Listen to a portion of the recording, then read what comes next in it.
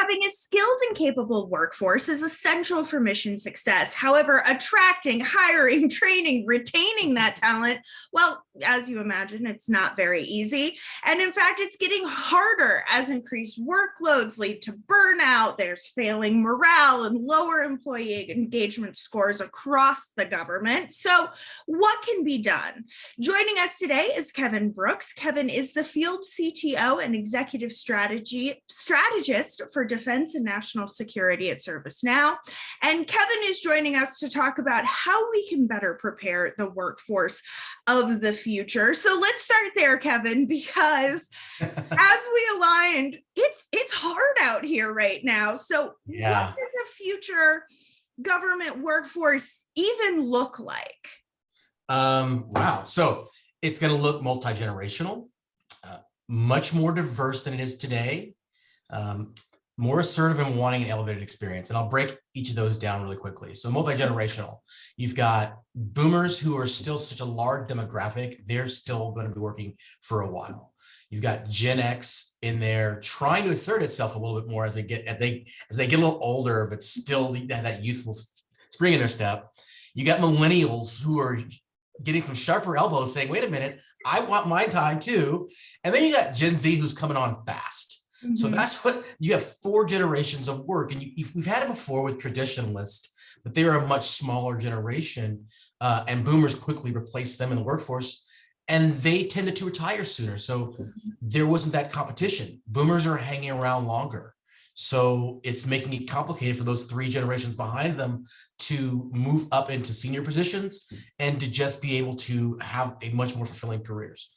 More diverse. The country is getting more diverse as we go along. The push for more people of color and women in not just the workforce, but in senior positions in the workforce at the table, helping make decisions and drive company culture is going to be even more important as we look at workforce in the future. And finally, more assertiveness in how they want their work life to be. Especially the Gen Z and younger millennials really want work-life balance. It's about experiences. It's a lot less about direct compensation. It's about more of that holistic life. I would say that in the US, you will probably see those generations push more for a European model where it's, hey, I don't mind if I make a little less, but I want a 40-hour work week and I want longer than just 2 weeks of vacation a year. So I think that's where the workforce is going.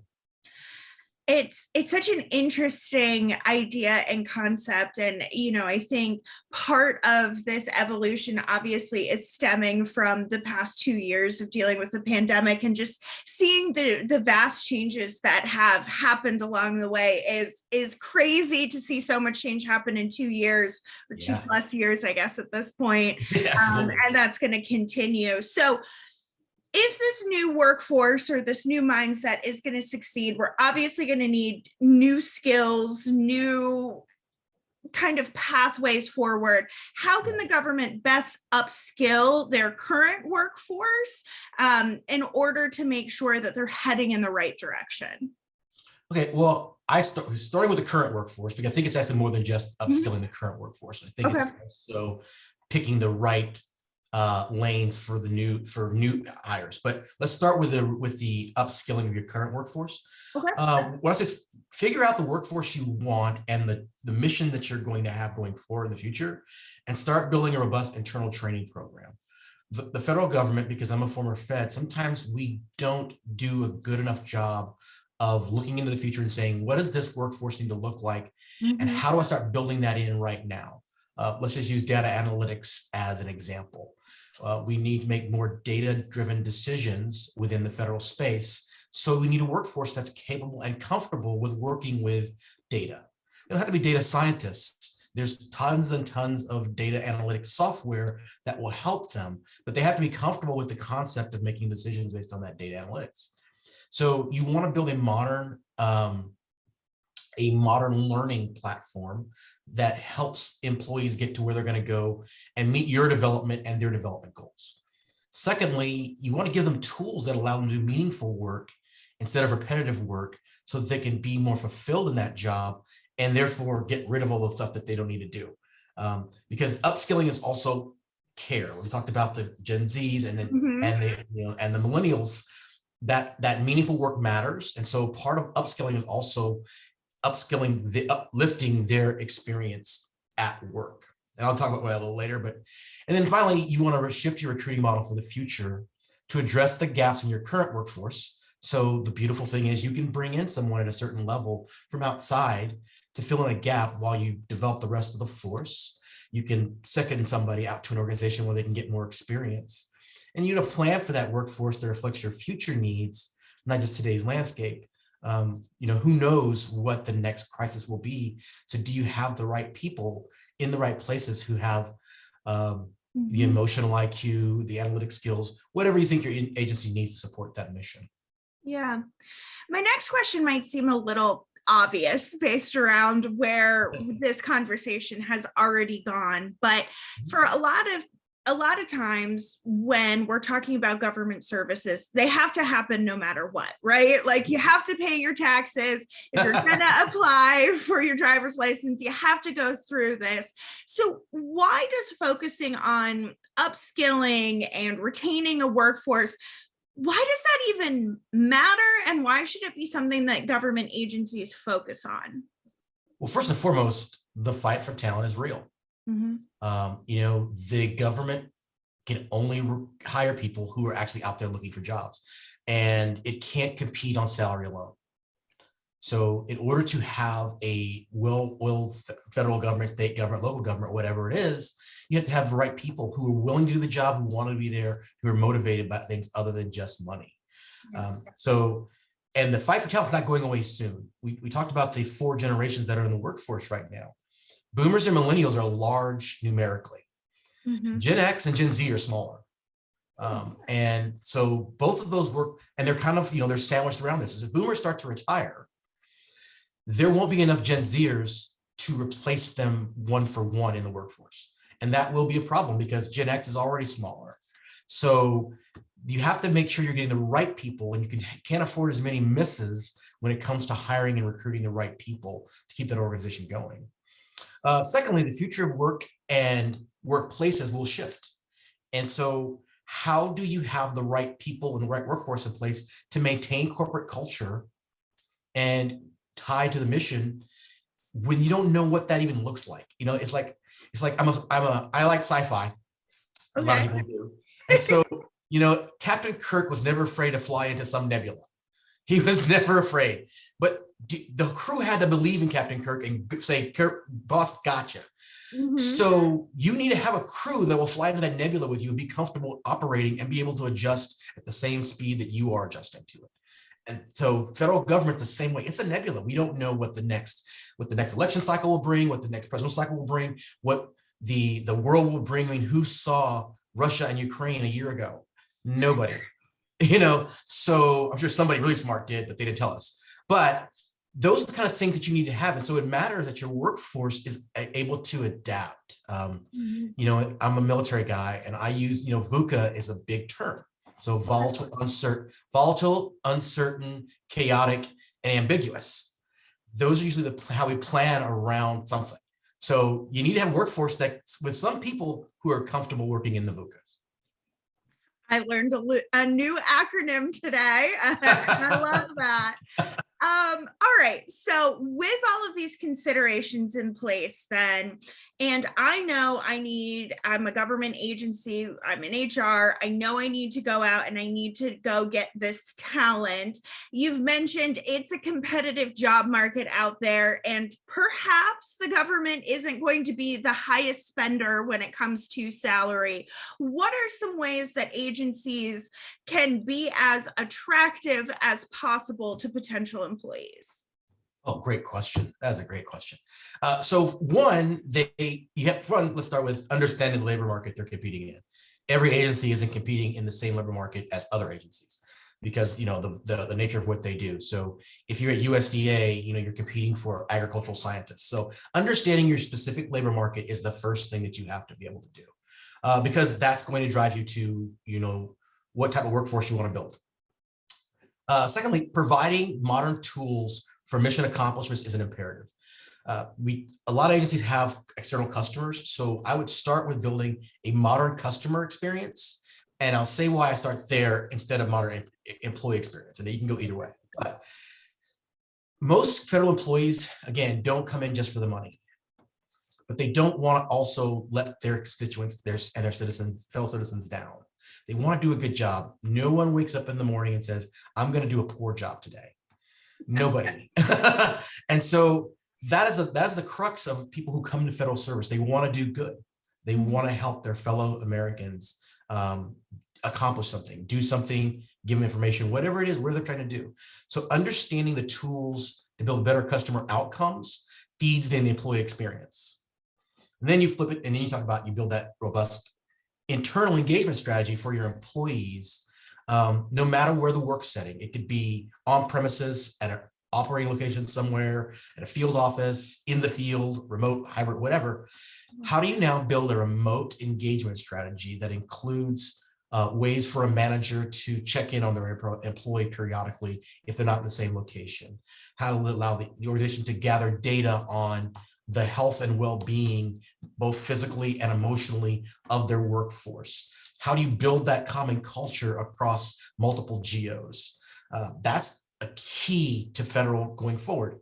We talk about a hybrid workplace, but if you think about the federal government, it's been hybrid forever. If you work for the National Park Service, you could be a 5-person team in Yellowstone, and your boss could be somewhere down in Colorado or in Utah. And we've been that way for a long time. So it's not new. And so in that respect, I think the federal government, if it looks at the lessons learned, really could be ahead of private sector, because they've been doing that for quite some time. That's such an interesting example too, because I think we always think about sometimes the government agencies at the federal, state, and local level being a little bit behind the private sector in a lot of areas. But I think you're absolutely right, especially when you're talking about remote work or field work. You've got a whole lot of avenues where employees are working in different environments, whether it's food health inspectors or even your traffic cops. They're doing things in the field and different ways. So that's a really great point. I only have a couple questions for you left. Okay, that's fine. The first one is one of the concepts that has really kind of come to the forefront this year is employee burnout. For a whole host of reasons, employees across the board are feeling overwhelmed, overworked, and you don't have boundaries anymore between work and life is complicated.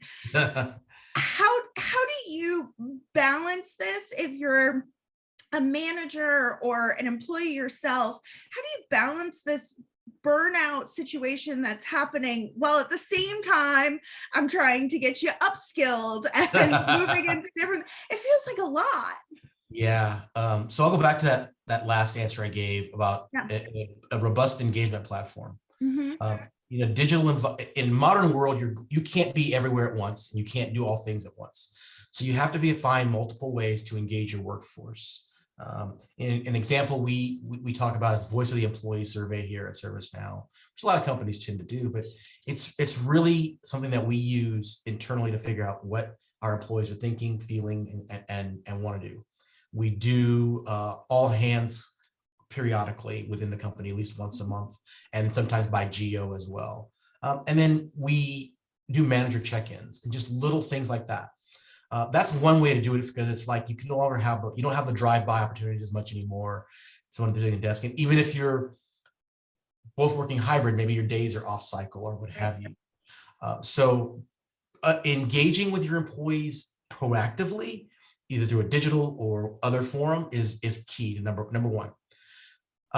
People are happier in their roles when they're fulfilled. When they're doing meaningful work in a meaningful way and making a difference, people are more fulfilled and less likely to burn out because they're not keep hitting the bureaucratic wall. So if you can elevate the customer outcomes through whatever tool that is, you will make your employees much more likely to stay engaged and less likely to be frustrated and hit burnout. And then finally, using those two things together, elevating the customer experience and the employee experience, people will tend to feel more satisfied at the end of the day. So they're less likely to, one, when they're working from home, stay logged on longer because they want to get something done and accomplished. If they feel accomplished, they're more likely to say, you know what, it's quitting time. I'm going to push away and go join my family. Or if they're in the office, they're going to say, okay, great, it's time to go. Let me get out of here. I'm good. I've had a good day. So elevating the work experience and the outcomes for our customers will inevitably help with burnout, just because people want to do a good job and they leave emotionally satisfied, and they're not carrying that weight with them when they leave the office, wherever that office is. I think that's something that isn't talked about quite enough. And I don't know if it's just hitting me today as we're having this discussion, but it is so true, right? When there are days when you are just in back to back to back meetings that maybe could have been an email, Yeah, perhaps, or something. yeah. You walk away from your day feeling drained and you're like, what did I even do today? I don't even know Absolutely. what happened. Versus days where you have some time to truly be productive and meet those mission outcomes, whatever they are. Mhm. You walk away with a different feeling than you do on those days that are just like, oh my goodness. Yeah. Yeah, absolutely. I mean, if we could automate some of those nitnoid things so Mhm. that the human experience is a human experience and you get to solve a tough problem instead of just sitting there for 4 hours inputting data and hoping the right answer comes out. Yeah, you leave a lot more fulfilled at the end of the day. All right, so we've talked a lot today, Kevin. What do you want our attendees to walk away from this lightning keynote thinking about that they've got in the back of their noggins? So three things. Listen well. The future of work is still not clearly defined and won't be for a while. So how work will look in the future, the workplace will look like, and workforce will look like, is still being shaped. As I said before, Gen Z is coming on fast. Millennials are getting sharper elbows. So that they're going to have some change for the next couple of years that aren't related to the pandemic, that are related to just the nature of change. So be prepared for that. Don't think you have to have the final answer today, but continue to look for modern ways to push the envelope.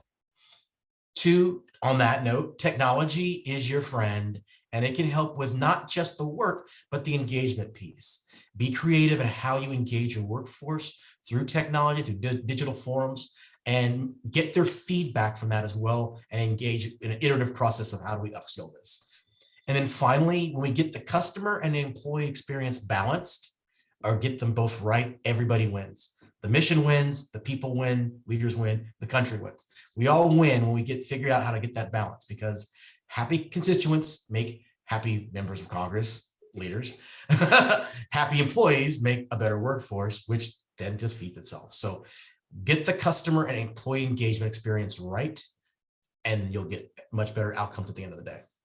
I love that. I want to thank you, Kevin, so much for sharing your insights with us today. You gave me a whole lot to think about, and I know you did for our community as well.